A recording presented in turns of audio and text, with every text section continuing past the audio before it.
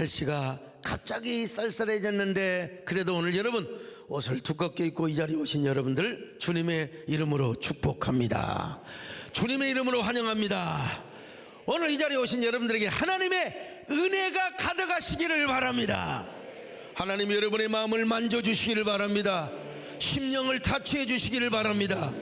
기도가 응답되시기를 바랍니다. 문제가 해결되게 하여 주시옵소서. 오늘 하나님이여 이 자리에 계신 여러분들뿐만 아니라 방송과 유튜브를 통해서 말씀을 듣는 동일한 성도들에게 동일한 은혜와 축복이 있기를 바랍니다. 여기까지 우리가 살아온 게 하나님의 은혜였습니다. 아멘. 앞으로 살아갈 날도 많을 텐데 하나님의 은혜로 우리는 승리하게 될 것입니다. 내가 누려왔던 모든 것들이, 내가 지나왔던 모든 시간이, 내가 걸어왔던 모든 순간이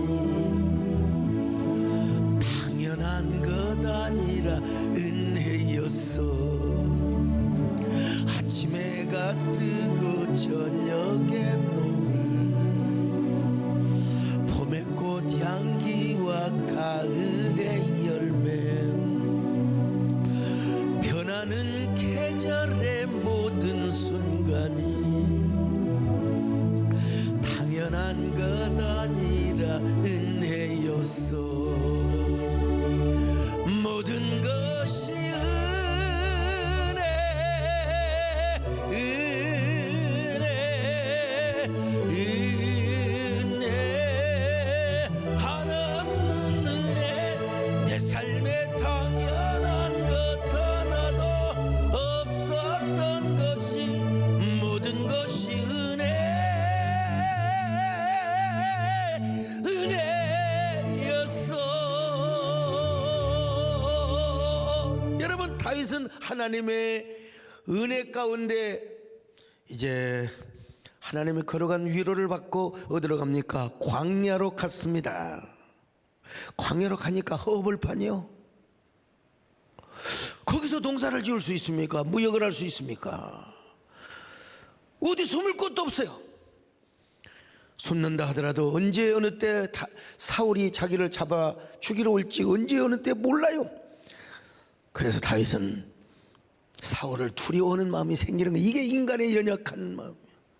그렇게 기도하고 그렇게 하나님께 위로받고 그렇게 하나님께서 응답하시고 내가 너와 함께하리라고 그 거친 위로를 주셨는데 나약해지는 게 우리 인간이야. 이게 우리 인간의 연약함이 어찌하스게. 자, 사무엘상 21장 10절 시작. 그날에 다윗이 사울을 두려워하여 일어나 도망하여 가드왕 아기스에게로 가니. 아기스한테 가면 적어도 사울이 자기를 죽이러 올 수는 없겠구나 그랬는데 다윗은 한눈에 알아버린 거예요. 신하들이, 아기스의 신하들이요. 왕이요, 저자가 누군 줄 압니까? 우리의 장군 골리앗을 때려 부순 우리 원수입니다.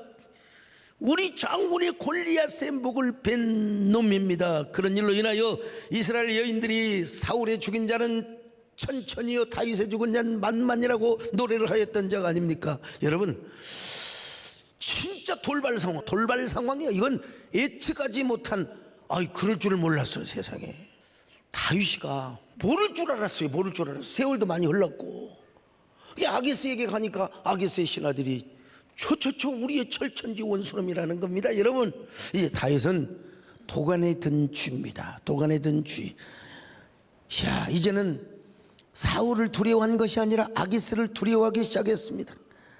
사울 왕보다 아기스 왕이 훨씬 더 두렵게 느껴진 것입니다. 성경에 보니까 여러분, 사울은 그냥 두려웠는데 아기스는 심히 두려웠다고 있어요. 자, 사무엘상 21장 10절 시작. 그날에 다윗이 사울을 두려워서 그냥 두려워했어요.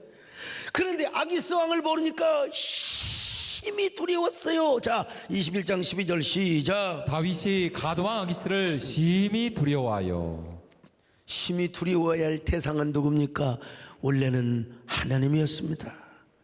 하나님만이 우리의 두려움의 대상이고 존귀의 대상이고 경외의 대상이 되어야 된다네요.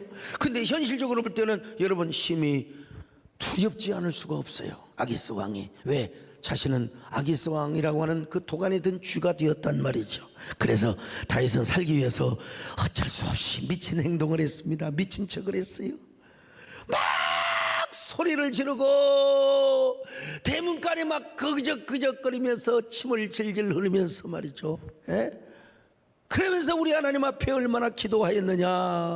아마 얼마나 많이. 여러분 행동은 지금 미친 척하고 있어요. 자 21장 13절 시작. 그들 앞에서 그의 행동을 변하여 미친 채하고 대문짝에 끄적거리며 침을 시험에 흘리매. 여러분 대부분의 사람은 상황이 제극단의 상태가 계속되면 어쩔 수 없어요.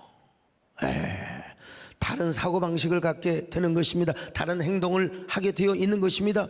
그래서 다윗은 살기 위해서 미친 짓을 하게 되는 거예요. 자신의 마지막 하나밖에 없는 자존심까지도 내려놓고 다윗은 지금 모든 걸 다 잃어버렸어요. 아내도 잃었죠. 친구도 잃었죠. 가족도 잃었죠. 심지어는 자신의 명예도 잃었죠. 권력도, 전부장이라는 권력도 잃었죠. 그리고 자신의 자존심까지도 다 땅바닥에 내동댕이 쳐버린 사람이에요. 왜? 살기 위해서. 살기 위해서.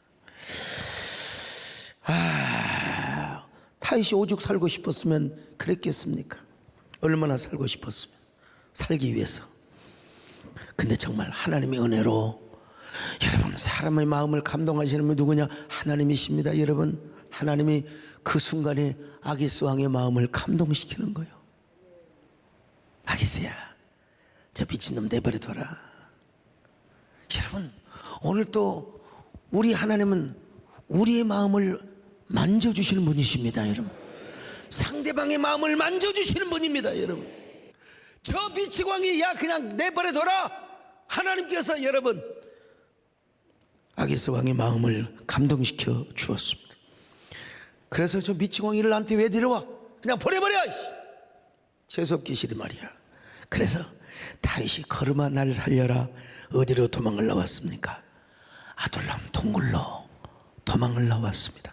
사무엘상 22장 1절을 같이 보십니다. 시작. 그러므로 다윗이 그곳을 떠나 아둘람굴로 도망하매. 아둘람 동굴.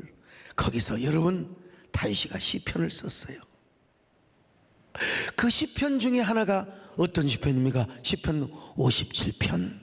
기가 막힌 시입니다. 여러분 아둘람 동굴에서 이야 우리 하나님 뭐라고 하느냐. 자 7절로 11절 같이 봅니다. 시작. 하나님이여 내 마음이 확정되었고 내 마음이 확정되었사오니 내가 노래하고 내가 찬송하리이다. 내 영광아 깰지어다. 비파야 수금아 깰지어다. 내가 새벽을 깨우리로다. 주여 내가 만민 중에서 주께 감사하며 문나라 중에서 주를 찬송하리이다. 무릇 주의 인자는 커서 하늘에 미치고 주의 진리는 궁창에 이르나이다. 하나님이여 주는 하늘 위에 높이 들리시며 주의 영광이 온 세계 위에 높아지기를 원하나이다. 뭐라고 말합니까? 내 마음이 확정되고 확정되었다는 거예요. 내 마음이 확정되고 확정되었다는 것입니다. 여러분 그래 내가 노래하고 찬송을 하여 비파야 수금아 깰지어다. 내가 새벽을 깨우리로다. 그러면서 뭐라고 말합니까? 내가 만민 중에 내가 오직 주님을 찬양하며. 옛날 과거에 그 가슴 아프고 자존심 상했던 거 다 잊어먹어버려. 하나님이 나를 구원해 주셨다 이거요. 그래 내 마음은 확정되고 확정됐다. 나는 오직 주님만 찬송하겠다는 겁니다. 내가 주님의 이름이 궁창에 높이 들려지기를 바라며 만민 중에 주님의 이름을 내가 찬양하겠다는 것입니다. 여러분 얼마나 아름다운 고백을 하고 있습니까? 어디서? 아둘람 동굴에서 말이죠. 내가 만민 중에 오 주께 감사하며 주님을 찬양하리. 열방 중에서 주의 인자는 커서 하늘에 미치고 주의 진리는 넓은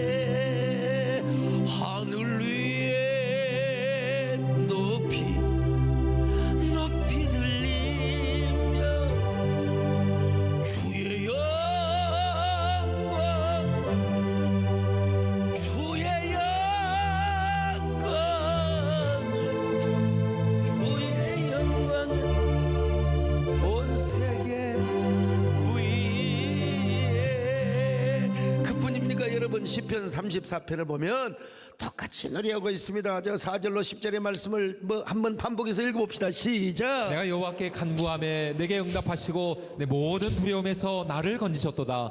그들이 주를 앙망하고 광채를 내었으니 그들의 얼굴은 부끄럽지 아니하리로다. 이 곤고한 자가 부르짖음에 여호와께서 들으시고 그의 모든 환난에서 구원하셨도다. 여호와의 천사가 주를 경외하는 자를 둘러 진치고 그들을 건지시는도다. 너희는 여호와의 선하심을 맛보아 알지어다. 그에게 피하는 자는 복이 있도다.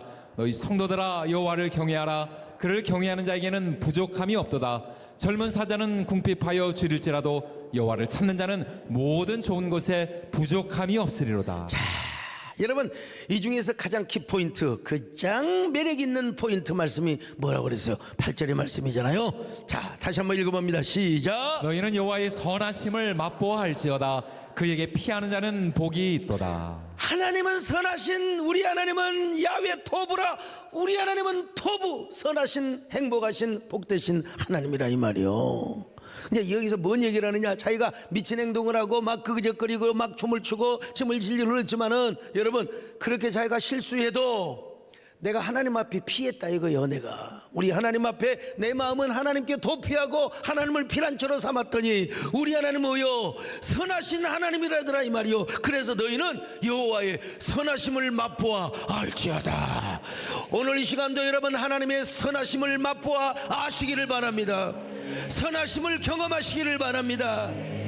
옛날에 뭐라고 그랬어요? 맛을 보고 맛을하는 샘표관장이요. 우리 하나님의 맛을, 하나님의 선하심을 맛보고 선하심을 아는 저와 여러분 되시기를 주님의 이름으로 축원합니다. 그런 자에게는 여러분 어떤 거요? 우리가 하나님 앞에 합한 자가 돼야죠. 그래서 다윗은 아마 이런 고백을 했을 거예요. 이제 저는 언제나 하나님께 속한 자가 되겠습니다. 하나님께 합한 자가 되겠습니다. 합한 종이 되겠습니다. 여호와께 빌롱투하는 사람이 되겠습니다. 그런 종이 되게 하여 주시옵소서. 이 땅에 내 삶이 비록 버겁더라도 주님의 선하심 나 믿으며 가리. 이 작은 자통에 주가 이루어 가시니 감사로 사는 삶 나 살기 원하네. 내 삶의 시간 속에 주 일하시네. 내 모든 여정 속에 함께 하시네. 깊고도 크신 주의 영광을 나 버리라. 위대하신 주 나는 주님께 속한 자 되어 주의 나라 위해 전심으로 살리라. 주의 마음에 합한 자 되어 맡기신 소명 주리리. 나는 주님께 속한 자 되어 주의 나라 위해 전심으로 살. 내가 틀렸어요? 나 주의 마음에 합한 자 되어 맡기신 소명 이루리. 자, 그러면 하나님은 다윗을 아둘람 동굴에서 어떻게 이루어 주셨는가? 어떻게 이루어 주셨는가? 뭐 성경대로 이야기하면 저처럼 하나님은 다윗의 아버지와 형제가 다윗을 찾아와서 위로하고 격려하게 해주었어요. 사무엘상 22장 1절 하반절 시작. 그의 형제와 아버지의 온 집이 듣고 그리로 내려가서 그에게 이르렀고. 다윗의 부모와 형제가 그에게 찾아와서 위로를 했습니다. 그들이 와서 뭐라고 위로를 해주었겠습니까? 성경에 나오지는 않아요. 나오지는 않은데 분명히 위로를 해줬어요. 그에게 이르러서 위로를 해줬어요. 아마 엘리야비 형이 뭐라고 했을까요? 이 바보 멍청이 잘난 체하더니 까불더니 잘했다 그랬을까요? 그럴 수가 있나? 한순간 형제간에도 아들러 심리학에 의하면 형제 심리학이 있거든요. 한순간 시기하고 질투할 수 있었지만 내 지금 형제가 고난을 당하고 있는데 그런 불평과 그런 조소를 했겠습니까? 지금이라도 사울에게 자수해서 항복해서 우리 함께 오래오래 살자, 그런 말을 하러 오지는 않았을 겁니다. 분명히 다윗의 아버지와 그리고 다윗의 형제들은 이렇게 격려를 했을 거예요. 다윗아, 너 이래봬도 사무엘 선지자로부터 장차 이 나라의 왕으로 기름을 부었지, 기름 부음을 받았지 않느냐. 절망하지 마라. 하나님의 약속은 반드시 이루어진다. 힘들더라도 참아야 한다. 우리가 이제부터 기도하겠다. 너를 위해 기도하겠다. 마음으로 박수하고 응원하고 성원하고 기도하고 있을 테니까 끝까지 인내하거라. 그래서 반드시 우리 가문의 그 영광, 축복의 명문가를 이루도록 하기 위하여 네가 끝까지 참아야 한다. 너 끝까지 인내해야 된다. 여러분, 이런 메시지를, 이런 위로의 메시지를 주었지 않았을까요? 하나님은 이렇게 다윗의 부모와 형제들을 통하여 위로하고 격려를 했었어요. 다윗의 유대 땅 아둘람 동굴로 오자마자 부모 형제를 통하여 상심한 다윗의 마음에 격려와 위로를 해주었다는 거예요. 원래 시편 27편에 보면은 어떤 말씀이 있느냐? 내 부모는 나를 버렸으나 여호와는 나를 영접하시리다. 시편 27편 10절을 같이 봅니다. 시작. 내 부모는 나를 버렸으나 여호와는 나를 영접하시리이다. 언제 부모가 버렸습니까? 성경에 사무엘상하 아무리 봐도 부모가 다윗을 버린 적은 없어요. 그러나 다윗이 볼 때는 여러분, 부모가 도저히 베들레헴 동네에서 다윗을 영접할 수가 없어요. 그 동네로 도망갔다 하면 다윗의 형제들도 다 죽을 것이고 아마 베들레헴 사람들도 엄청난 불이익을 당할지도 몰라요. 그래서 적극적인 의미에서 다윗을 버렸다는 말이라기보다는 좀 수동적인 의미에서 다윗이 사울에게 쫓겨다닐 때 부모와 형제도 자기를 감당하지 못했을 것이라는 그런 의미일 거예요. 성경을 보면 다윗이 베들레헴에 갔다는 말도 없어요. 베들레헴에 갔더라도 부모 형제가 다윗을 감당할 수가 없어요. 아니, 베들레헴 사람들도 감당하지 못해. 왜냐? 사울이 우선 당장은 권력이 센데 베들레헴 사람들은 막 죽여버리면 어쩌려고 그래요. 근데 이번에는 부모 형제가 아둘람 동굴까지 찾아왔어요. 찾아와서 위로를 해준 겁니다. 위로를 해준 거예요. 이게 아둘람에서 받은 첫 번째 다윗의 위로입니다. 저는 예수 믿고 신학교를 간다고 집에서 쫓겨났습니다. 지방 신학교를 더더구나 간다고, 여러분 서울에 하마는 신학교도 많을 텐데 제가 하나님께서 응답하신 대로 광주에 가서 시험을 봤는데 어떻게 때깍소를 하나님 은혜로 여러분 그때 한 72명 가운데 1등으로 들어갔어요. 1등으로 합격을 했습니다. 그래서 내가 자랑삼아 우리 어머니 아버지한테 내가 1등으로 합격을 했다고 그랬더니 그냥 어머니 아버지가 부하가 나가지고 그냥 얼마나 저를 데려가지고 그냥 제가 집에서 쫓겨났는데 우리 아버지가 얼마나 화가 났으면 이놈의 자식을 모가지를 썰어 죽인다고, 작두에다가 모가지를, 여러분 어떻게 부모가 작두에다가 모가지를 썰어 죽인다고 하겠습니까? 나는 안 썰어 죽일 걸 믿고 썰어 죽이라고 내가 또 아버지 그렇게 죽이고 싶으면 죽이라고. 얼마나 화가 났겠어요. 가만히나 있지. 가만히나 있지. 우리 아버지가 그냥 몽둥이로 그냥 갔다가 작두에 끌고 가기 전에 그냥 얼마나 매주 달아놓는데 옆에다가 그냥 얼마나 때려가지고 내가 지금도 이렇게 매주의 틀을 벗어날 수가 없습니다. 네, 참.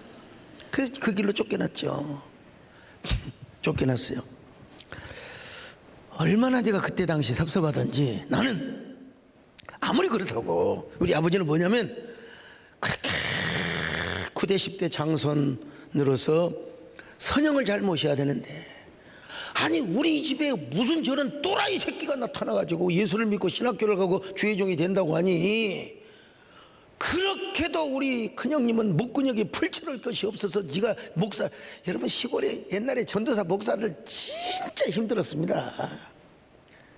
교인들이 성미 갖다 주면 먹고 그냥 사례비를 5천 원, 10,000원 받으면서 참 기구한 팔자입니다. 세상 옛날에 시골 교회 그 전사님들 그랬잖아요. 성미 갖다 주면 먹고 그러면 그냥 목근육이 불치를 일이 없어서 차라리 면사무소 서기를 해라 나한테 그냥.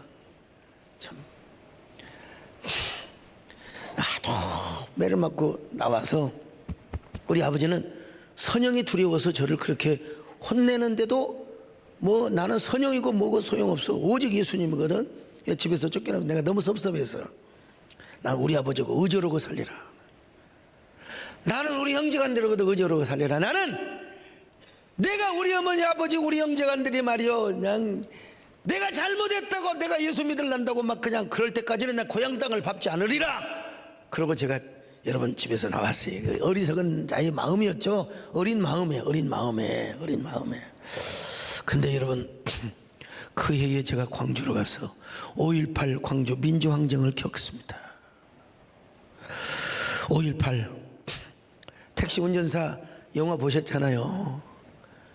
오죽하면 우리 서장님은 고흥에서 화순으로 버스를 타고 오셔가지고 저 지원동에 오시려고 산길을 복 기어서 살려고 오셨다고 했지 않습니까? 나는 그때 금남로에 성경 찬송을 착 들어 단 하루도 빠져본 적이 없어요. 그 금남로 그 계엄군들이 쫓갈리고 난리고 뭐 그냥 화염병 던지고 뭐 해도 내가 그때 만약에 역사의식이 있었고 내가 그때 어떤 기자의식이 좀 있었다면 많은 장면을 근데 그 뭐 카메라 뭐 찍을 사진기가 있어야지 그때 돈이 있어야 카메라를 찍죠. 아무튼 많은 사진을 내가 남겨놨을 겁니다. 지금과 같이 스마트폰으로 찍을 수만 있었다면 엄청난 자료를 제가 많이 확보해 놨을 텐데 어쨌든 그때는 그런 의식이 없었어요. 오직 예수, 오직 주님, 오직 예배. 그래 여러분 그 금남로에 그냥 저 높은 곳을 향하여 날마다 나아갑니다. 그냥 뭐 죽으면 죽고 살면 사는 거죠. 그냥 카랑카랑 한번 여러분 생각해 보세요. 20살짜리에 이 신학생이 말이죠. 그냥 금남로에 성경 찬송 끼고 막 그것은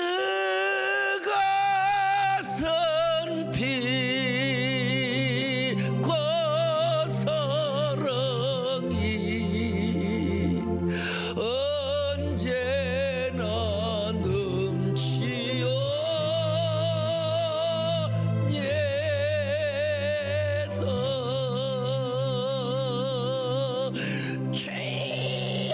완전히 미친놈이야. 누가 보면 광신자야 광신자. 참 근데 여러분 광주에서 어떤 지방이든 간에 차가 못 나가게 했습니다. 전화선도 다 끊겼어요. 오죽하면 시민들이 막 MBC 방송 KBS 방송 막 불질렀겠어요. 왜냐면 광주 시민들을 폭도라고 했거든. 폭도. 지금도 그런 말하는 미친 사람이 있습니다. 막 간첩이 내려와가지고 막 간첩, 막 특공대들이 내려와서 막 내가 보기에 그런 사람 없어요. 뭐 혹시 광주에 있는 간첩 몇 명이 섞였는지는 모르지만 내가 보기에는 전혀 그런 건 아니에요. 그런 사람들은 약간 좀 확정 비난성이 있는 사람입니다. 다 전화선도 끊겼어요. 이게 나하고 같이 초등학교, 중학교 같이 공부했던 친구가 전남대학교 의과대 공부 잘했지. 의과대에 들어갔는데 걔는 미리서 빠져나갔습니다. 그래서 이제 광주 사태에 대한 이야기를 동네 소문이 다 났을 거 아니요. 나는 연락이 됩니까? 편지를 뭐 주고받을 수 있습니까? 그리고 우리 어머니 아버지가 볼 때 이 자식은 어디든지 꼭 가서 끼는 놈이거든. 꼭 구멍을 여기다 뚫어놓고 이곳을 보면 절대 안 됨. 그러면 일부러 봐요. 독사가 있어도 봐요. 그래서 그때는 막 1,000명이 죽었니 2,000명이 죽었느니 막 그냥 소문이 별소문이 다 났잖아요. 우리 아들은 죽었다고 연락이 안 돼. 광주 신학교를 114로 찾아서 전화해도 띠띠띠하고 연락이 안 되는 거예요. 연락이 안 되는 거예요. 그 폭도들이 난리를 일으켜가지고 말이야 그냥 젊은이들 다 잡아가고 막 죽이고 한다고 해서 야 참. 근데 세월이 지나서 이제 우리 아버지 마음도 이해하죠. 왜냐면 아니 그래도 보면 이 오형제 가운데 그래도 막내놈이 제일 야물어요. 상도 제일 많이 타오고. 그러니까 아버지가 기대감이 있어. 기대감이 있는데 이 자식이 그 주의 종이 되고 목사가 된다고 하니까 얼마나 화가 나겠습니까. 그냥 이제 어느 날 이제 광주 사태도 끝나고 이제 시간이 흘러서 계엄이 선포가 되자 작은 형이 이제 광주에 왔어요. 와가지고 물어가지고 그 작은 형이 참 인정이 많아요. 형님 그때 공무원 생활에서 저쪽 어디 타지에 계셨고 작은 형이 와가지고 멀리서 봤더니 구부정은 젊은 사람이 와서 보니까 우리 작은 형님이야. 작은 형님이 와가지고 저를 보더니 내 동생 강석이가 맞냐고 저를 우아래를 훑어보더니 너무너무 불쌍하게 그냥 보여지는 것 같아요. 왜냐하면 신학교 건물이 거지 같거든. 기숙사 나이나 무슨 뭐 어디 뭐 논산 훈련소 합숙만 못하는 곳이고 그냥 학교 건물이라고 이거 좀 학교 건물 좀 보여줄 걸 잘못했네. 아무튼 참 제가 우리 동생이 세코도 많은 신학대학이 많을 텐데 어떻게 이런 신학교를 다니냐고. 그래서 형은 모른다고 훗날 어느 날 지내놓고 보면 하나님의 뜻을 알 것이라고. 내 말이 옳았죠? 내 말이 옳았죠. 정말. 근데 우리 형이 저한테 손을 꽉 잡고 강석이 동생, 우리 어머니 아버지가 우리 동생 죽은 줄 알고 있어. 가서 어머니 아버지 가서 살아있다고 인사 좀 하자고. 우리 작은 형 손을 딱 뿌리치면서 안 돼! 안 가. 내가 왜 가? 내가 그런 어머니 아버지가 어떻게 그럴 수가 있어. 나를 그렇게 모가지 썰어 죽인다고 그런 사람이냐. 차라리 죽어볼 뻔지를 잘못했네. 그냥 이놈은 꼬라지가 있어가지고 작은 형이 계속 설득을 합니다. 그러지 말고 나를 따라가자. 근데 뭐라고요? 우리 작은 형이 좀 말수가 있어요. 동생이 가면 엄마 아버지가 교회 나갈지 어떻게 하냐고. 그 한마디에 제가 또 이게 돌아버렸어요. 한마디에. 실제로 내가 그때 가서 우리 어머니가 교회 다닌 거예요. 아버지는 당장 안 나갔지만 갈 때 제가 그냥 갈 수가 없어서 불효자는 옵니다 이런 마음으로 옛날에 보혜 소주 큰 한 대짜리 술이 있잖아요.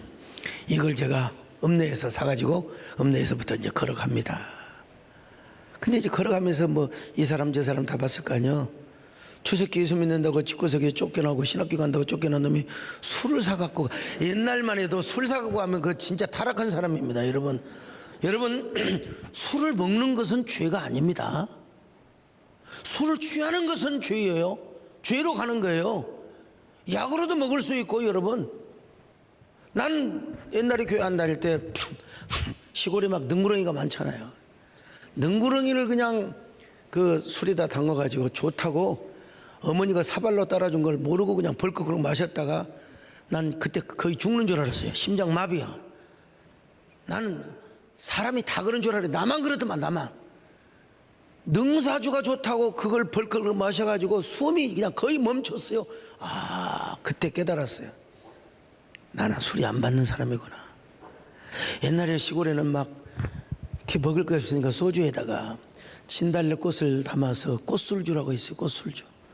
꽃술주도 담고 뭐 개나리 막 꽃도 담고 진달래도 담고 막 철쭉도 담고. 그 뒤로는 여러분 술 옆에도 못 갔습니다. 여러분. 근데 내가 그래도 우리 아버지하고 뭔가를 좀 대화를 나누려면 술이라도 한 병 사갖고 가야 되지 않겠느냐. 여러분 양해하시고 들으시면 술을 사들고 아버지한테 갔어요. 그리고 이제 아버지한테 사람들이 뭐라고 있겠어요. 저렇게 그 신학교 다니는 술 사갖고 지가 아버지한테 간다고. 그러나 저러나 우리 아버지 전도하는 것이기 때문에 어쩔 수 없다. 그래서 제가 이제 마당에 탁 술 한 병 들고 갔더니 우리 어머니가 그냥 버선발로 나와가지고 그냥 엉엉 우는 거예요. 그냥 내 새끼 살아있다고 내 새끼. 근데 별로 하나도 안 반갑더라고. 옛날에 맞은 기억만 나가지고. 예. 어머니가 막 탈구똥 같은 눈물 흘리면서 내 새끼 살아왔다고. 이제 집에 가가지고 방에 들어가서 아버지한테 우리는 그렇게 배웠거든. 아버지한테 큰 절을 드리고 아버지가 좋아하는 그때 소주 30도짜리입니다. 아버지에게 드시라고. 따라 드리지는 않고 아버지 드시라고 술 사왔다고. 그때 우리 아버지가 딱 한마디 하셨어. 한마디 딱 하셨어. 왔냐? 안 죽고 살아왔네. 참 우리 아버지가 강종익 장로님보다 10배는 더 무뚝뚝하신 분이에요. 무뚝뚝하세요. 정내미도 하나도 없고 말이죠. 제가 아버지 자 이렇게 살아왔습니다. 아버지 예수 믿고 천당 갑시다. 교회 다니십시오. 그런 말을 하는데 왜 나도 모르게 막 눈물이 나. 우리 어머니가 올 때는 하나도 눈물 안 나는데 아버지한테 가서 예수 믿고 천당 갑시다. 아버지 교회 좀 다니십시오. 우리 아버지가 뭐라고 하신 줄 아세요? 아무 말도 안 하고 너나 잘 다녀라. 네가 가고 싶은 길 갔으니까 네 길이나 잘 가라. 그리고 이 집은 네가 태어나 자란 집이니까 언제든지 와라. 아버지가 교회는 안 나가셨지만 그 한마디의 말로 아버지와 제가 화해를 이루는 거예요. 구약에서 화목제를 이루는 거지. 참. 그 뒤로부터 이제 간간히 아버지 찾아가서 전도를 해도 소규의 경리기입니다. 소규의 경리기. 우리 아버지 아는 건 오로지 선영, 오로지 제사, 오로지. 예. 선영 잘 모시는 거지. 아버지 유일한 종교입니다. 유일한 종교. 근데 그래도 우리 아버지가 기왕 네가 그 길을 갔으니까 네 길을 잘 가거라. 이게 우리 아버지로서 저에게 할 수 있는 최고의 선물이고 화해의 한마디였죠.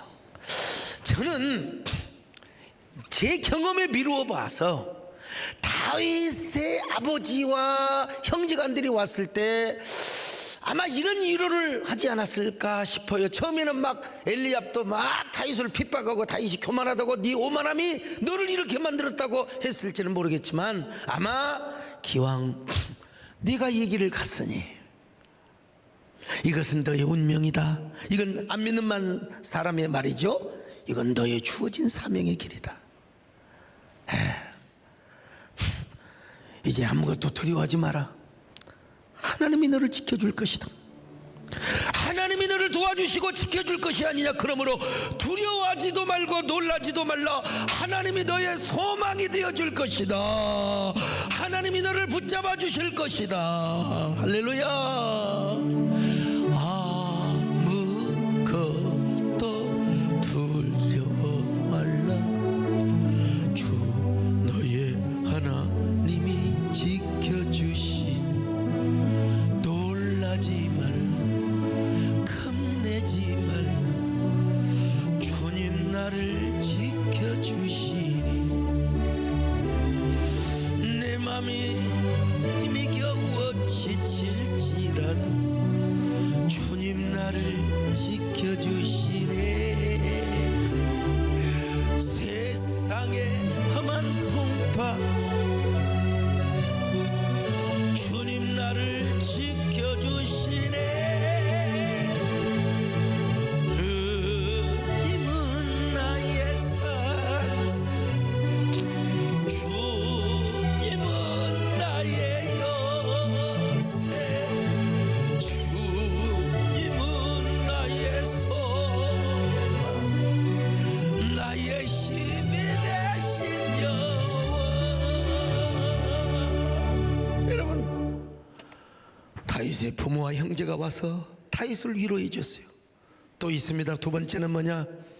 하나님은 다윗에게로 400명의 충성스러운 지지자들이 모여들게 하였습니다. 여러분, 다윗이 아마 여러분 내가 여기 왔습니다가 아니에요. 하나님이 보내주신 거예요. 자, 22장 2절 같이 봅니다. 시작. 환난당한 모든 자와 빚진 모든 자와 마음이 원통한 자가 다 그에게로 모였고 그는 그들의 우두머리가 되었는데 그와 함께한 자가 400명 가량이었더라. 400명 가량의 충성스러운 자들. 이 사람들은 여러분 사울을 잘못 만나가지고 부도난 사람이요, 사울이 정치를 잘못해가지고 불경기를 만났든지 어떻든 간에 사울 정권에 아주 악의적 피해를 본 사람들이요. 이 사람들이 올 것 없어서 이제 머리가 좋은 사람들이죠. 미래 권력에 붙은 거예요. 마음이 원통한 자들, 사울의 정권으로부터 부당 취급을 받은 사람들 말이죠. 엄청나게 억울한 사람들이죠. 이 사람들은 지금 사울의 정권의 분개를 적개심을 가지고 있었던 사람입니다. 그리고 다윗을 동경하게 되었어요. 다윗을 사랑하게 된 겁니다.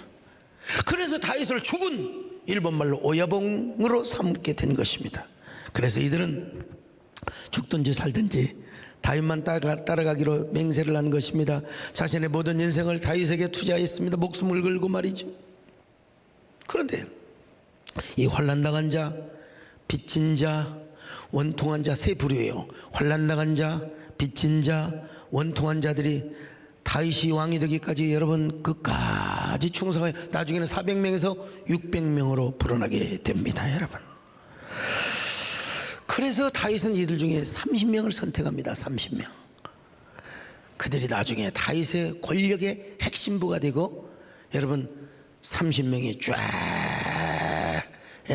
바세바의 남편 우리아까지 30명이 다윗의 충성스러운 신하들이 되게 된 겁니다. 그러니까 다윗의 정권을 이루는데 그야말로 핵심 지지층이 되고 주요 지지 기반이 되었다는 것입니다.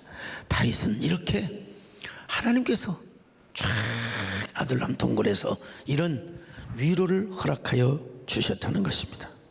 그래서 여러분 시편 여러 곳에서 다윗은 하나님을 찬양합니다. 선하신 하나님을 경험했으니, 자 시편 34편 8절 또 한번 읽어볼까요? 시작. 너희는 여호와의 선하심을 맛보아 알지어다. 그에게 피하는 자는 복이 있도다. 그에게 피하는 자는 복이 있도다. 너희는 여호와의 선하심을 맛보아 알지어다. 여러분, 우리 하나님 우리를 절대로 나쁜 길로 인도하지 않습니다. 혹시나 우리가 길을 잘못 들여서 실족하여 넘어질 뻔하였더라도 하나님은 우리를 구원하시는 분이십니다. 지난날 다 돌이켜보세요. 아, 우리 하나님은 언제나 아멘의 하나님이시고 예스의 하나님이시고, 언제나 우리 하나님은 선하신 하나님이시고, 언제나 우리 하나님은 우리에게 좋은 길로 인도하셨으며 신실한 길로 인도하여 주셨습니다. 지난날 보니까 우리 하나님 우리를 동행하여 주셨다는 겁니다. 여러분, 내가 걸어온 길, 길고도 짧은 길, 내 힘으로 걸어온 줄 알았는데 여기까지 온 것도 주가 동행함이라. 주님 나와 동행하심이라. 때론 험한 길에서 폭풍우를 만나고, 때론 가시밭길에서 고난을 당하나 주님 동행하시니 나는 두려움 없네. 주님 나와 동행하심이라. 할렐루야, 주 동행하시네. 할렐루야, 주 동행하시네. 험한 골짜기라도 나 두렵지 않. 주님 나와 동행하십니다. 여러분, 그런데 다윗은 여러분 도피 생활을 하는 데 있어서 아무데로나 도피해서는 아니 됩니다. 하나님이 허락하신 범주 안에서 도피 생활을 해야 돼요. 블레셋 블레셋으로도 가도 안 되고 애굽으로 가도 안 되고 모압으로도 안 돼. 앞으로 여러분 또 다윗이가 이제 아이고 이제 블레셋은 아니라도 모압으로 가면 되겠구나. 왜? 다윗의 할머니가 루시였잖아요. 그러니까 그쪽으로 가면 나를 환대. 하나님께서는 NO! 모압도 안 되는 거야. NO, NO, NO. 너는 약속의 땅. 자, 여러분 성경에 보면요, 자 이사야 31장 1절 같이 보실까요? 시작. 도움을 구하러 애굽으로 내려가는 자들은 화 있을진저 그들은 말을 의지하며 병거의 많음과 마병의 심히 강함을 의지하고 이스라엘의 거룩하신 이를 앙모하지 아니하며 여호와를 구하지 아니하나니. 한마디로 세속을 바라보지 말라 이 말이야. 애굽은 오늘날 세속으로 얘기하면 되는 거예요. 예. 왜냐하면 31장 3절 볼까요? 시작. 애굽은 사람이요 신이 아니며 그들의 말들은 육체요 영이 아니라 여호와께서 그의 손을 펴시면 돕는 자도 넘어지며 도움을 받는 자도 엎드러져서 다 함께 멸망하리라. 그래서 하나님은 저 이삭에게도 절대로 애굽으로 내려가지 말라고 했어요. 창세기 26장 2절로 3절 시작. 여호와께서 이삭에게 나타나 이르시되 애굽으로 내려가지 말고 내가 내게 지시하는 땅에 거주하라. 이 땅에 거류하면 내가 너와 함께 있어 내게 복을 주고 내가 이 모든 땅을 너와 내 자손에게 주리라. 내가 내 아버지 아브라함에게 맹세한 것을 이루어. 그러니까 블레셋과 그리고 모압과 애굽은 다 이웃 사촌이요. 가지 말라는 거예요. 가지 말고 이 땅에 있으면 내가 너의 피난처가 되어줄 것이고. 광야에 가면 이제 울퉁불퉁한 데가 있어요. 바위도 있어요. 그런데 다윗은 그곳이 자신의 피난처가 아니라는 거예요. 우리 하나님이 나의 방패가 되어주시고 나의 바위가 되어주시고 나의 피난처가 되어주시고 나의 구원의 뿔이 되어주신다는 거예요. 여러분 실제로 다윗이가 아무리 여러분 도망 다녀 피할 곳이 없어 바위 뒤에 숨었는데도 불구하고 같은 동굴에 숨었어요. 그래도 하나님은 다윗의 피난처가 되어주셔서 사울의 눈을 어둡게 만드는. 그래서 다윗이가 고백하는 거예요. 하나님이 나의 바위가 되시고 나의 피난처가 되시고 구원의 뿔이 되시고 나의 방패시러. 그죠? 나의 하나님 나의 하나님 구원의 뿔이시여 나의 방패시라. 나의 하나님 나의 하나님 그는 나의 여호와 나의 구세. 오늘 우리도 마찬가지입니다. 여러분 좀 힘든 때죠. 지금 다들 참 힘들어요. 여러분도 힘들고 저도 힘들고 다들 다 힘든 때입니다. 정말 경제적으로 힘들고 영적으로 다 여러분 참 힘든 때입니다. 지금 정말. 근데 힘들어도 여러분 우리가 세상 바깥으로 가면 안 됩니다.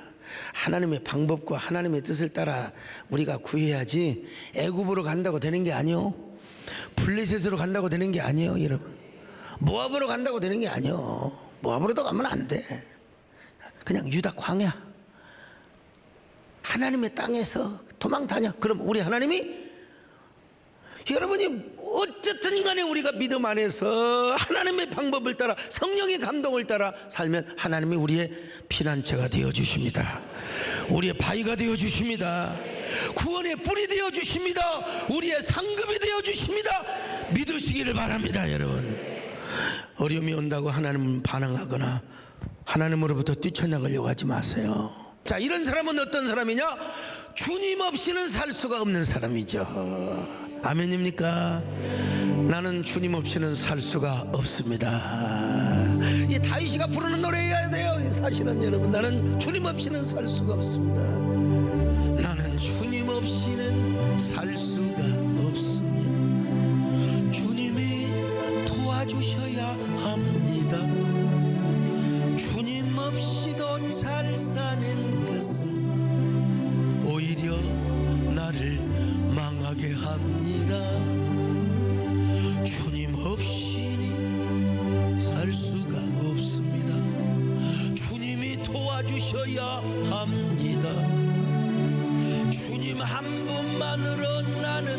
만족합니다. 주님만 있으면 됩니다. 주님 없는 기쁨은 오히려 나를 심판의 길로 인도합니다. 주님 없이는 살 수가 없습니다.